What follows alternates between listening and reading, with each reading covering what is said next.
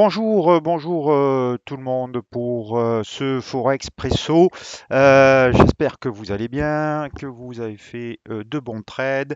On va voir l'actualité ce matin qui est un petit peu dans la même veine que celle d'hier avec le prolongement de la hausse des taux aux États-Unis sur le 10 ans, mais aussi sur la partie courte de la courbe, le 2 et le 5 ans. Ce qui, vous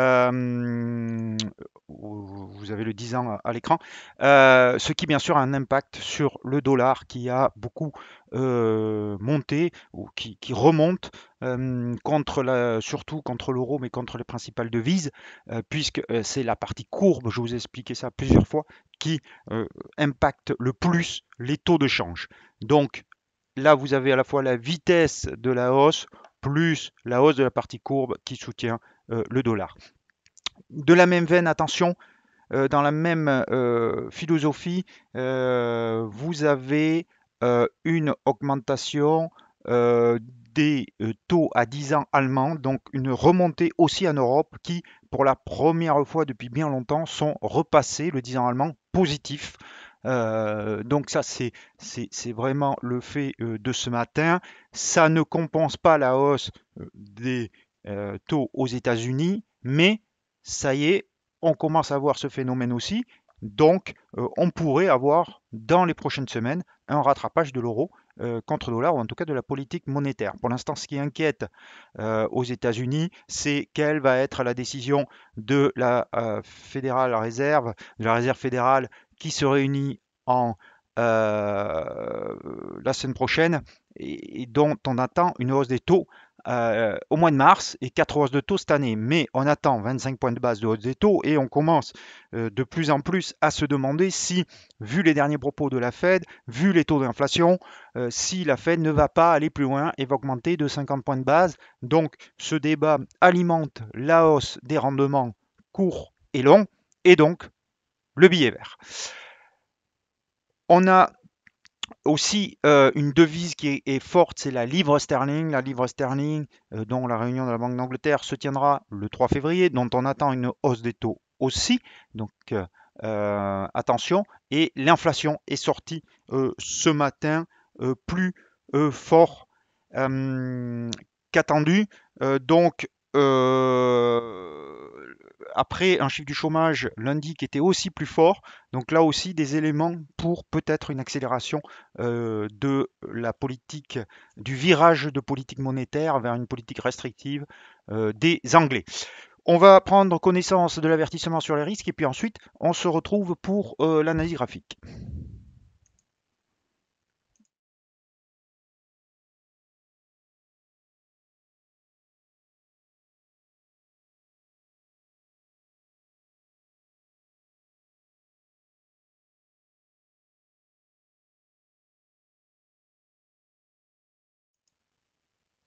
Voilà, donc à l'écran, l'indice dollar qui, vous voyez, a réintégré, je vous en parle depuis plusieurs jours maintenant, ce canal horizontal et donc qui pose beaucoup de problèmes. Est-ce que c'est un simple rebond de la cassure ou est-ce que cette sortie est une fausse cassure qui aura duré un petit peu longtemps quand même pour une fausse cassure, mais qui pourrait très bien être une fausse cassure. Alors, vous avez, pourquoi ça ne marche pas? Voilà, si vous avez ici une oblique baissière, donc la réponse finalement, ça pourrait être la suivante. Tant qu'on reste sous cette oblique baissière, on peut considérer que cette correction à la baisse n'est pas complètement terminée et qu'elle peut reprendre. Ça semble être le cas aujourd'hui, mais vous voyez qu'on est quasiment pile poil sur le bas du canal. Alors le bas du canal, moi je vais le tracer comme ça, mais si vous prenez vraiment le plus bas, je vais y arriver, 2, hop, point 2, donc ici, vous voyez le plus bas, voilà, ici, on est dans le canal. Donc surveillez toujours ce niveau. C'est sûr que si on a une ligne de contre-attaque ici ce soir, ou une clôture sous la moitié de la bougie haussière d'hier, je répète, une clôture sous la moitié de la bougie haussière d'hier, dans ce cas-là, ça voudra certainement dire que le dollar repart à la baisse. Côté euro-dollar, on a exactement la même chose, avec là une réintégration qui ne fait aucun doute, donc une baisse de l'euro-dollar. Je vais enlever cette oblique baissière qui maintenant ne nous sert plus puisqu'elle a été cassée. Donc, on revient pour moi en position quasi de neutralité avec un petit support ici qu'on a touché ici et ici sur un 33,15 et un autre support ici un peu plus fort sur un 33, un 13,15 bien sûr, et dessous un 12,77. Voilà, euh, des supports quand même qui sont très resserrés, mais qui sont logiques puisque ça montre l'indécision qui prévaut sur l'euro-dollar maintenant avec cette réintégration du canal horizontal. Le câble, on va rester sur les devises majeures. Le câble donc repart un petit peu à la hausse suite au chiffre de ce matin. On a et de la baisse du dollar. Euh, Là aussi, hein, très, très difficile à lire ce marché parce euh, parce que vous êtes dans des mouvements qui étaient haussiers, mais on est dans des mouvements de contre-tendance. Est-ce que c'est des mouvements de contre-tendance sur une horizon de temps de moyen terme qui elle-même est baissière. Donc vous avez eu un mouvement haussier dans une tendance moyen terme baissière, et là vous avez une petite baisse récente. Et la question est, est-ce que c'est une correction de ce dernier mouvement de court terme haussier ou est-ce que c'est une reprise de la baisse de moyen terme? Et pour l'instant, on n'a pas tellement d'indications. Vous voyez bien qu'on est coincé entre les moyennes mobiles à 200 périodes et à 13 et 34 périodes. On oscille un petit peu entre les deux. On voit bien que ça peut basculer d'un côté comme de l'autre. Donc il va falloir attendre. Le trading est aussi un jeu de patience pour traiter cette devise, avoir un peu plus d'éléments. Et c'est pas impossible que jusqu'à la réunion de la Fed et de la Banque d'Angleterre, on ait cette indécision ou maintenant une latéralisation des cours. Dollarienne, même chose. Vous voyez que quand on est comme ça coincé entre la 13 et 34 période et la 200 période, on est un petit peu dans une zone neutre d'hésitation, il n'y a plus vraiment de tendance, donc difficile encore de trouver euh, quelque chose à faire sur ces devises. Euh, le dollar australien, lui aussi, alors il est intéressant parce que malgré tout, il fait depuis début décembre, il fait des creux et des sommets ascendants. Ici, donc sommet ici, sommet ici, sommet ici, ascendant, creux ici, peut-être un creux ici si ça repart à la hausse, ascendant. Donc ça, c'est plutôt haussier. Malgré tout, la tendance de moyen terme est baissière avec une moyenne mobile de 100 périodes qui est très orientée à la baisse et des retracements Fibonacci 61,8 qui n'a même pas été encore atteint. Donc le potentiel haussier semble un petit peu limité et on voit bien que pour vraiment inverser cette tendance baissière, il faudrait que l'haussier passe au-dessus de ce niveau qui correspond au 61,8 de retracement et la moyenne mobile à 200 périodes. Dans ce cas-là, on aurait une lecture beaucoup plus positive pour l'OSI, mais pour l'instant, on voit bien cette indécision qui est reflétée d'ailleurs par le RSI qui est sur 50, donc sur un niveau complètement neutre. Donc les quatre paires de devises, là on voit bien l'hésitation complète des opérateurs qui est la traduction bien sûr des fondamentaux. Je vous ai expliqué les forces qui s'annulent actuellement sur les positions qui sont prises sur le dollar et qui rend la lecture du marché un petit peu difficile. Euh, mais malgré tout, le marché, il offre quand même des opportunités, à mon avis, puisqu'il semble avoir tranché sur l'euro-livre. Donc, je vous dis qu'on était baissier, que cette phase d'hésitation n'était pas très bon signe. Mais écoutez, on semble en sortir, puisqu'hier, on a eu une vraie bougie baissière. euh, sur l'euro-livre. Donc on pourrait revenir sur 0,8280 et le marché nous a donné, l'action sur les prix nous a donné d'elle-même le niveau qu'il fallait respecter, pas dépasser. C'est celui-là. Alors, je vais vous expliquer dans un instant pourquoi. Je la trace avec vous pour que vous la voyez bien.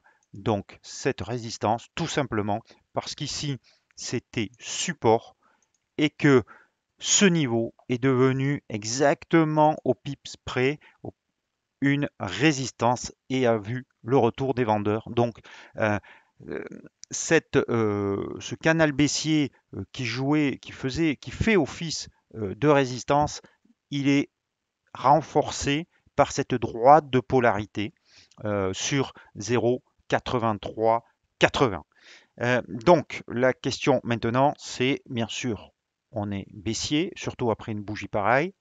La probabilité est maintenant plus élevée, mais pas certaine, ce n'est jamais certain, d'aller sur 0,8285, qui correspond au plus bas de décembre 2019 et février 2020 de mémoire. Et donc, maintenant, le problème, c'est de trouver un point d'entrée. Parce que si vous vendez maintenant à 0,8330, à moins que vous soyez déjà en position, euh, et que vous mettez un stop au-dessus de 0,8380, vous avez 55 pips de risque pour viser 0,8280 qui donne exactement, si vous vendez maintenant, 48 pips de gain. Vous n'avez même pas un 1 pour 1. Donc, il faudrait trouver euh, un point d'entrée un petit peu meilleur. Et ça va pas être facile parce que si on a un rebond, il faudrait qu'il soit rejeté très vite. Alors en une heure, vous avez une droite de polarité pardon, sur 0,8340, mais qui a déjà été rejeté. J'ai peur que si on revienne là-dessus, on repasse au-dessus. Voilà, donc c'est à vous de voir. Vous avez un risk-reward de pas tout à fait un pour un. C'est pas super conseillé de faire ça. Mais en tout cas, l'euro livre, pour ceux qui sont déjà en position, à livrer un signal baissier ou de continuation baissière hier, ou en tout cas à montrer que les vendeurs étaient toujours bien présents et que la baisse n'était sans doute pas terminée. On va, hop, maintenant, euro, yen, l'euro-yen, plutôt une correction de la dernière hausse, mais on voit bien que là non plus, il n'y a pas beaucoup de tendance. L'euro suisse, il risque de latéraliser, de consolider entre 1,0327 et 1,0512, puisque on voit que la séance baissière hier est un petit peu n'est pas suivie en tout cas pour l'instant. Ceci étant, l'euro suisse, il est quand même très baissier, hein, parce que vous avez un rebond ici qui a fait pchit, qui a été violent certes, mais qui n'a même pas retracé, je vous l'ai montré hier, les 38,2% de ce mouvement et qui est reparti tout de suite à la baisse. Et les moyennes mobiles à 13 et 34 périodes se réorientent à la baisse. Donc maintenant, la probabilité est plus forte de voir l'euro suisse revenir sur 1,0327. En tout cas, tant qu'on reste au-dessus de ces bougies ici à 1,0446, on gardera un biais baissier sur cette paire de devises. Difficile de se mettre à l'achat. Et enfin, on va aller voir, alors le dollar suisse, on est toujours sans direction, et le dollar Canada, parce que lui, il nous indique quand même qu'il repart fortement, enfin fortement, il repart à la baisse, et on risque la tête-épaule pourquoi ma ligne de coup s'est annulée, je ne sais pas. Voilà. Ma ligne de coup sur un 26-10. Donc, on a eu cette petite respiration qui n'a même pas atteint la ligne de coup et on repart à la baisse. Donc maintenant, euh, alors l'objectif reste plus que jamais 1,23, 1,430 premier objectif et surtout 1,23.